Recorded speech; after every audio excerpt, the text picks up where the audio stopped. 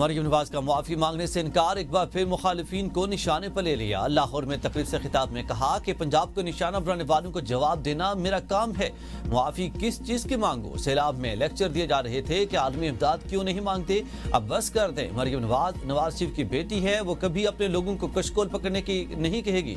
तमाम सूबों के पास यकसा वसाइल हैं, बाकी सूबों के पास कहाँ जाते हैं? शुमाली जनूबी पंजाब की तफरीक डालने वाले अवाम के दोस्त नहीं। पंजाब के तमाम शहरों को बंद मुट्ठी की तरह जोड़कर रखना चाहती हूँ। सिफारशी कल्चर खत्म कर दिया। अहम तकर्री करनी हो तो पैनल्स का इंटरव्यू खुद करती हूँ। जिन बच्चों को स्कॉलरशिप्स नहीं मिलते वो अपने हुक्मरानों से सवाल करें। हकीकत और फरेब को समझना जरूरी है, फेक न्यूज और प्रोपेगेंडे को समझें। मरियम नवाज ने तलबा को नसीहत की कि जलाओ घेराव की बातों पर कभी कान न धरें। जिन बच्चों को 9 मई को उकसाया गया वो आज जेलों में बैठे हैं।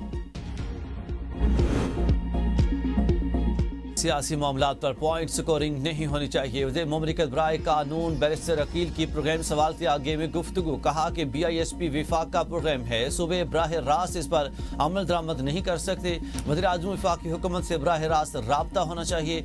मरियम नवाज ने कोई गलत बात नहीं की और ना ही मुआफ़ी मांगने की जरूरत है। पीपल्स पार्टी इत्तेहाद से बाहर नहीं निकलेगी। जमहूरियत की खातिर हम इत्तेहादियों के साथ खड़े हैं। दिन में ऐसी तरक्की हो रही है जो नजर नहीं आ रही। वज़ीर इत्तलात पंजाब अज़मा बुखारी का पीपल्स पार्टी रहनुमा शर्मिला फारूकी को मुनाजरे का चैलेंज। कहा कि आप 17 सालों में अपने 17 अवामी फलाह के मनसूबे नहीं गंवा सकते। मरियम नवाज ने 1.5 साल में 90 मनसूबे शुरू किए जिनमें 50 मुकम्मल हो चुके। BSP को आप क्यों ज़बरदस्ती पंजाब के सैलाब मुतासिन पर मुसल्लत करना चाहते हैं? मरियम नवाज पंजाब के सैलाब मुतासिन को 10-10 लाख के इमदादी चेक देने जा रही हैं। कराची के लोग खुद लाहौर की सड़कों सफाई की तारीफें करते हैं, जिसकी आपको परेशानी होती है। शर्मिला फारूकी का कहना है कि जब एक सूबे का चीफ एग्जीक्यूटिव यह कहेगा कि मेरा पैसा मेरा पानी, उंगली तोड़ देंगे, ये बदकिस्मती है। हम सैलाब ज़दगान को रिलीफ देने पर बात कर रहे हैं। IMF और पाकिस्तान के दरमियान इक़्तिसादी जायजा मुज़ाकरात। IMF मिशन का बाज़ उमूर मुकम्मल न होने पर अदम इत्मीनान का इजहार। क़वानीन में इस्लाहात पर ताख़ीर बारे मुआशी टीम से वजाहत तलब कर ली। Memorandum of economic and financial policies के अहम अहदाफ नामुकम्मल हैं। 10 इदारों के क़वानीन में जून तक तरमीम पर हदफ ताहा नामुकम्मल है। पोर्ट कासिम अथॉरिटी एक्ट और ग्वादर पोर्ट ऑर्डिनेंस में तरमीम मुकम्मल न हो सकी। KPT एक्ट 1980 पर कानून साजी भी ताख़ीर का शिकार है। पाकिस्तान टेलीकॉम रीऑर्गेनाइजेशन एक्ट में तरमीम का मुसाविदा शेयर नहीं हो सका। State life insurance nationalization order ताहाल ज़ेर गौर है। तरजीही शोबों को सहूलत देने बारे हुकूमत ने यकीन दहानी करा दी है। वज़ीर ख़ज़ाना मोहम्मद औरंगज़ेब की ज़ेर सदारत काबीना की इक़्तिसादी राब्ता कमेटी का इजलास। अफगानिस्तान, ईरान और रूस के साथ B2B बार्टर ट्रेड मैकेनिज्म में तरमीम की मंजूरी।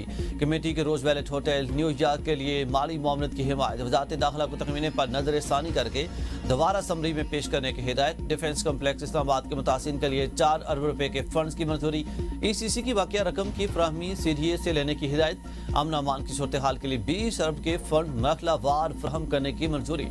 Frontier core headquarter north Khyber Pakhtunkhwa के लिए 17 करोड़ 48 लाख रुपए मंजूर। मखसूस नशिस्तों का केस PTI फरीक नहीं थी, रिलीफ बरकरार नहीं रह सकता। सुप्रीम कोर्ट ने मखसूस नशिस्तों के केस में नजरसानी दरखास्तों की मंजूरी का तफसीली फैसला जारी कर दिया। फैसले में कहा गया कि मखसूस नशिस्तों का मामला सुन्नी इत्तेहाद कौंसिल सुप्रीम कोर्ट लाई। सुप्रीम कोर्ट के सामने अपील आर्टिकल 185 के तहत आई। मुकम्मल इंसाफ का इख्तियार तब इस्तेमाल होता कि जब PTI भी अदालत के सामने होती। मखसूस नशिस्तों के लिए हमारे सामने PTI की कोई दरख्वास्त ज़ेर-ए-इल्तवा नहीं थी। मखसूस नशिस्तों पर कामयाब करार अरकान को हटाया गया। मखसूस नशिस्तों के केस में 7 गैर मुतनाज़ हक़ाइक़ हैं। सुन्नी इत्तेहाद कौंसिल की हद तक मरकजी फैसले में अपीलें मुतफ़िक़ा तौर पर खारिज हुई। वो मखसूस नशिस्तों के हकदार नहीं। मरकजी फैसले में PTI को रिलीफ दे दिया गया जबकि वो फरीक ही नहीं थी। PTI अगर चाहती तो नजरसानी में बतौर फरीक शामिल हो सकती थी, मगर जानबूझकर ऐसा नहीं किया गया। सुप्रीम कोर्ट ने कभी यह हुक्म नहीं दिया कि PTI इलेक्शन नहीं लड़ सकती। ऐसी आज़ाद उम्मीदवारों में से किसी ने भी दावा नहीं किया कि वो PTI के उम्मीदवार हैं या मखसूस नशिस्तें उन्हें मिलनी चाहिए। सिपैक की कामयाबी से पूरा खिता तरक्की करेगा, रवाबत मजबूत होंगे। बंदरगाहों की तरक्की से नौजवानों को रोजगार मिलेगा। सदर आसिफ जरदारी का चीनी TV को इंटरव्यू कहा कि मुआशी तरक्की ही कौमों को जोड़ती है। सबको एक दूसरे की खुदमुख्तारी का एहतराम, जंगों का नहीं मुल्की तरक्की का सोचना होगा। पुरान बकाए बाहमी पर यकीन रखते हैं। पाकिस्तान और चीन अमली तौर पर एक दूसरे के शराकतदार हैं। चीन ने टेक्नोलॉजी में जिद्दत और मेहनत के बलबूते पर दुनिया में मकाम बनाया। पाकिस्तान ने हमेशा चीन के मौक़िफ़ की हिमायत और तायद की है। पानी के इंतजाम, आफात की रोकथाम और जदीद ज़राई टेक्नोलॉजी में ताउन का फ़रोग़ वक्त का तकाजा है। आइंदा नस्लों को बावर कराना है कि अपने वसाइल के बेहतर इस्तेमाल से खुद इन्हिसारी हासिल कर सकते हैं। पाकिस्तान और चीन के दरमियान ताउन और सरमायाकारी के वसीम मौक़े मौजूद हैं।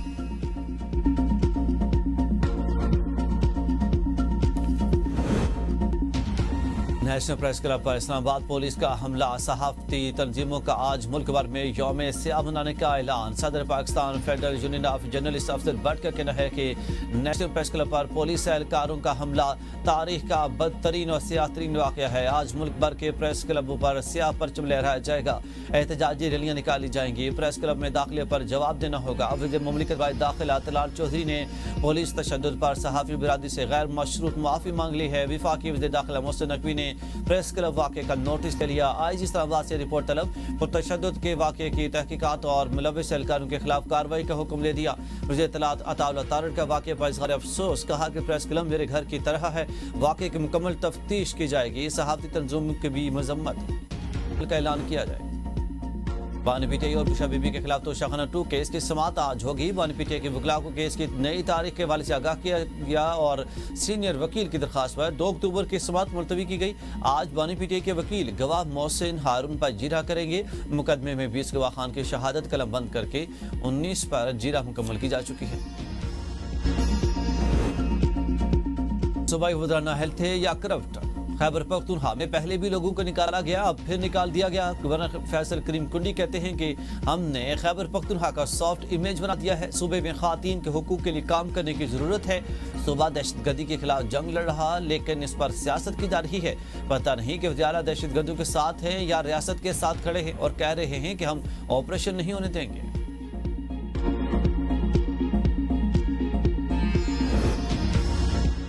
खैबर पख्तूनख्वा काबीना के बड़े फैसले, 2 नए अजला का क़याम और 3000 असातिज़ा की भर्ती की मंजूरी। काबीना ने बाज़ स्कूलों और कॉलेजेस को आउटसोर्स करने का भी फैसला किया। ख़वातीन के हुकूक के हवाले से अहम पेशरफ्त। वीमेन प्रॉपर्टी राइट्स रूल्स 2025 की मंजूरी। गैर मनकूला जायदाद के इंतकाल पर आयद फेडरल टैक्सेस को अदालत में चैलेंज किया जाएगा। इजलास में फार्मेसी सर्विसेज पॉलिसी की मंजूरी भी दी गई।